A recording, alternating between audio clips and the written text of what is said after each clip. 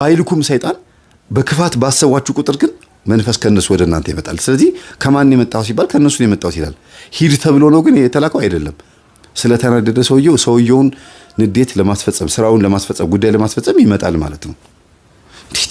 እንዴት እንደዚህ ይጓለጣሉ? ይሄ ሰው ያዋርደኝ ይሆን? እንደው እንዴት ያርገኝ ይሆን? እንደው አፉን ይዝጋው እንደው ሲል ጊዜ አፍ ሊዘጋ ይመጣል ማለት ነው።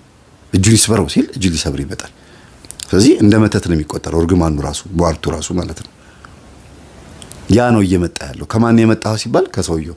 ስለዚህ ወደ መጣህበት ተመለስ ብለን መዝሙር 90 መዝሙር 11ን መዝሙር 34ን መዝሙር 58 መዝሙር 68 መዝሙር 138ን ጸልየን ወደ መጣህበት ተመለስ ብለን ወደ እርሱ ከላክ ነው ከተኙበት አልጋ ይነሱ አልኳቸው።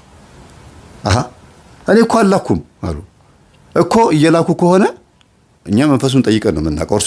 ሰው ይዋሻል፣ መንፈስ ግን በእግዚአብሔር እጅ ከተያዘ አይዋሽም አልኳቸው።